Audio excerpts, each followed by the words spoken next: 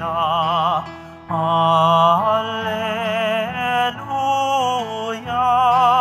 Alleluia.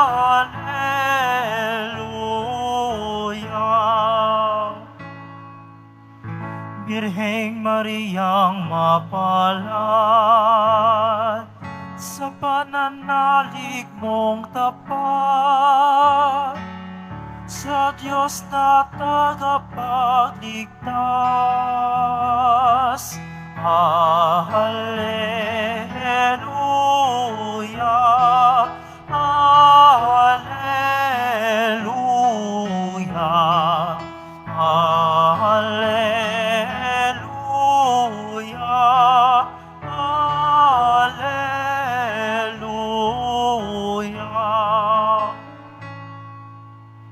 Sumainyo ang Panginoon. At sumayo rin. Ang mabuting balita ng Panginoon ayon kay San Lucas. Papuri sa iyo, Panginoon. Si Maria ay nagmamadaling pumunta sa isang bayan sa kaburulan ng Huda. Pagdating sa bahay ni Zacarias, binati niya si Elizabeth.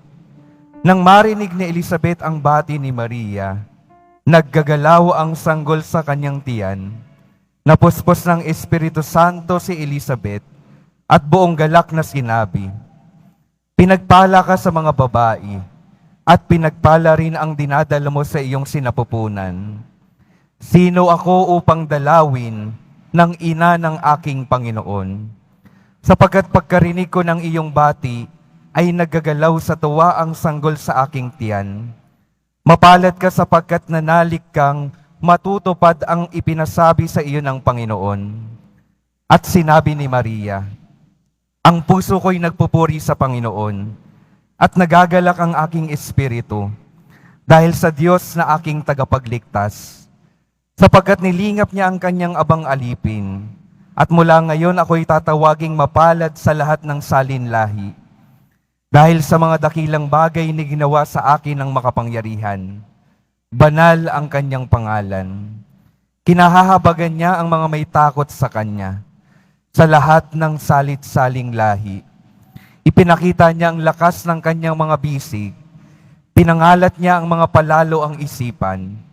Ibinagsak niya ang mga hari mula sa kanilang trono, at itinaas ang mga nasa abang kalagayan. Binusog niya ang mabubuting bagay ang mga nagugutom, at pinalayas niyang wala ni anuman ang mayayaman.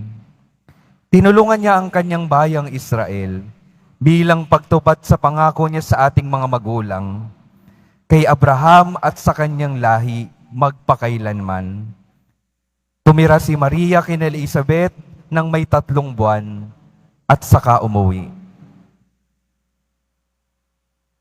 Ang mabuting balita ng Panginoon. Pinupuri ka namin, Panginoong Hesukristo. Magsipo mo na ang lahat. Magandang umaga po sa inyong lahat, mga minamahal kong mga kapatid na naririto at kasama natin online. Good morning po. Ngayon po ay araw ng Biyernes, huling Biyernes ng buwan, araw ng ating pagdedebosyon. Kaya't sabay-sabay po nating papurihan ang ating mahal na pong Jesus Nazareno.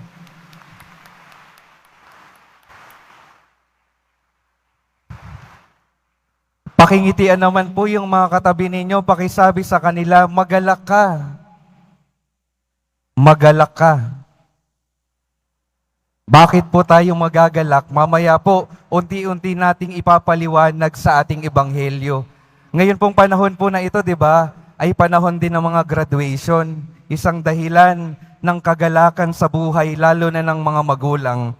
Sa sobrang kaligayahan siguro ng isang magulang na nakita ko sa Facebook, ang bati niya sa kanyang anak, "Congratulations anak, katapusan mo na." Katapusan mo na. Baka ang gusto niyang sabihin, tapos ka na, yan, sa pag-aaral mo. Ngayon pong araw, ang unang pinapaalala sa atin ay magalak tayo dahil katapusan na ng ano. Sa unang pagbasa po, ipinapaalala sa atin na dapat tayong magalak dahil ang Diyos ay nasa sa atin na. Dumating na ang Diyos, katapusan na ng kalungkutan, ng kasalanan, ng kamatayan. Yun po ang tanda ng pagdating ng Diyos. Yun dapat ang karanasan sa mga taong nagpapapasok sa Diyos sa kanilang buhay. Tunay na kagalakan dahil katapusan na ng kasalanan. Dahil mararanasan natin ang tunay na kaligtasan at kaligayahan na ninanais ng Panginoon sa ating mga buhay. Kaya mga kapatid, ang una at napakahalagang paanyaya sa atin, talagang hayaan natin na dumating ang ating Panginoon sa ating mga buhay. Hayaan natin na ang Diyos ang Panginoon, ang Poong Hesus Nazareno, ang maghari sa ating mga buhay upang matapos na talaga ang masasama sa ating mga kalooban. At sino pong unang ginamit ng Diyos na napakahalaga upang tunay na dalhin ang presensya ng Panginoong Hesus Nazareno sa ating mundo? Walang iba po kundi ang ating mahal na Birheng Maria. Ngayong araw po, ipinagdiriwang natin ang kapistahan ng pagdalaw ng mahal na Birhen kay Elizabeth. Sabi po ng isang pari sa amin, panahon po ng Pasko, Christmas break namin noon, nung ako'y seminarista pa, sabi niya, kung titingnan ninyo, napakaganda ng kwento ng Pasko. At ang kwento ng Pasko ay tunay na kwento ng pagdalaw, pagbisita. Pagdalaw ng anghel kay Maria, pagdalaw ng anghel kay Jose, pagdalaw ni Maria kay Elizabeth. Napakaganda po. Pero kung babalikan po natin, yung unang pagdalaw din ng ating Panginoon dito sa mundong ito ay tunay na kwento ng pagdalaw ng Diyos sa ating mga buhay. Ang Diyos sa pamamagitan ni Maria, dumalaw dito sa ating mundo, na natili, nanirahan, at nanahan sa bawat isa sa atin para ibigay ang biyaya ng buhay na walang hanggan para sa ating lahat. Kwento ng pagdalaw, napakagandang kwento ng pagdalaw. At kung babalikan din po natin, yung unang pagdalaw ng ating Poong Hesus Nazareno sa mundong ito, ay hindi tunay na tanatanggap ng mga tao noong panahon niya. Kung babalikan natin, marami ang tumatanggi sa Kanya. Marami ang hindi naniniwala sa Kanya. Marami ang hindi nagpapapasok sa Kanya sa kanilang mga buhay. Kaya anong nangyari? Nawalan ba ang Diyos? Hindi po. Ang nawalan ay ang mga taong hindi tumanggap sa Kanya. Patuloy silang namuhay ng sa sarili nila, sa sariling kagustuhan nila. Kaya naman, hindi nila tunay na naranasan ang biyaya, yung mabuting buhay, yung magandang buhay na nais ng Panginoon para sa kanila. Kaya ang patuloy pong paanyaya, katulad nung una ko pong sinabi sa atin, tingnan po natin yung ating mga sarili. Paano ba natin tinatanggap yung ating Panginoon? Tinatanggap ba natin talaga siya sa ating mga buhay? Dahil po ang Panginoon, palagi pa rin po sa araw-araw ng ating buhay, ninanais na madalaw tayo sa Eucharistia, sa mga sakramento, sa ating mga panalangin. Ninanais niyang ibigay ang pagmamahal at paggabay upang tunay nating matanggap ang mabuti at magandang buhay dito pa lamang sa mundong ito. Kaya mga minamahal kong mga kapatid, uulitin ko ang unang paanyaya. Nawa, buksan natin ang ating mga sarili sa biyaya ng presensya ng Panginoon. Biyaya na nagbibigay sa atin ng lakas para makapaglakbay dito sa mundong ito ng matiwasay.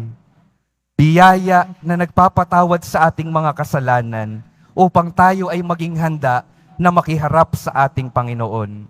Biyaya na nagtatama sa ating mga kamalian para tayo ay tunay na makapaglakbay ng tama sa mundong ito. Muli po ang unang paanyaya, hayaan natin na ang presensya ng Diyos ay dumating sa ating mga buhay. Sa atin pong ebanghelyo, kung mapapansin po natin, yung pagdating ni Maria sa tahanan ni Elizabeth, ay pagdating pa lamang ni Maria, ay tuwang-tuwa na si Elizabeth. Kahit wala namang sinabing dala-dala si Maria, hindi ho ba sa mga taong dumadalaw sa atin, lalo na kapag panahon ng Pasko, kung minsan hindi naman talaga mahalaga yung kanilang mga dala-dala, ang tunay na mahalaga ay yung presensya nila sa kanilang pagdalaw, sa kanilang pagpunta sa atin. At alam ko pong makikisang-ayon kayo na kung minsan yung presensya lamang talaga ay sapat na para sa taong mahalaga para sa atin. At yun po yung unang daladala ni Maria sa kanyang pagdalaw, kanyang presensya ay sapat na para maging maligaya si Elizabeth. At bukod doon, alam na alam ni Elizabeth sa pamamagitan ng Espiritu Santo na daladala ni Maria ang ating Panginoong Hesus Nazareno. Yun po yung isa pang napakahalagang dahilan kung bakit lubos na naliligayahan si Elizabeth sa pagdalaw ni Maria. Dahil wala man siyang daladalang material na bagay, ngunit daladala niya ang ating mahal na poong Hesus Nazareno. Ito po'y paalala sa atin na tunay na magiging maligaya ang ibang mga tao sa ating presensya kapag daladala natin sa ating buhay ang ating mahal na poong Hesus Nazareno. Kaya ang ikalawa pong imbitasyon ko sa bawat isa sa atin, mahalagang tingnan yung ating mga buhay, unang-una sa lahat. Kapag ako ba ay dumadating sa isang komunidad, sa isang pamilya, sa isang pagkakaibigan, daladala ko ba talaga ang presensya ng ating Panginoon? O kapag ako'y dumadating sa isang lugar, ako ay iniiwasan ng maraming mga tao. Iniiwasan, nilalayuan, baka kasi hindi ko daladala ang ating Panginoong Hesus Nazareno. Ito po yung mahalagang paalala sa atin na nawa sa ating patuloy na pakikiharap sa ating Panginoon, sa ating patuloy na pagdedebosyon sa ating Panginoon, naway tunay nating matanggap ang kanyang buhay at maibahagi yung kanyang buhay sa ating mga kapwa. Mga minamahal kong mga kapatid, tunay na magiging regalo yung ating mga presensya. Kung katulad ni Maria, tatanggapin natin sa ating buhay ang ating poong Hesus Nazareno. At tunay na magiging regalo ang ating buhay na tahanan ng Diyos kung ang ating buhay ay nagbabahagi ng mga biyaya ng Diyos, nagbabahagi ng pagpapatawad at pagmamahal ng Diyos, nagbabahagi ng pagtatama ng Diyos kapag tayo ay namumuhay na sa kamalian. Ito pong mga biyayang ito ay hindi lamang responsibilidad ng mga pari, ng mga lingkod ng simbahan. Tayo pong lahat, bawat isa sa atin ng mga anak ng Diyos, ay binibigyan ng tungkulin na ibahagi, patuloy na ibahagi ang buhay at biyaya ng Diyos sa pamamagitan ng ating buhay. Dahil nung panahon na tayo ay binyagan, tayo ay ginawa ng tahanan ng Diyos. Katulad ni Maria na dinala ang Diyos sa kanyang sinapupunan at ibinahagi dito sa mundong ito. Kaya mga minamahal kong mga kapatid, ang ating misyon, tanggapin si Jesus sa ating mga buhay at ibahagi si Jesus sa pamamagitan ng ating mga buhay upang ang ating mga buhay magkaroon ng magandang katapusan. Amen.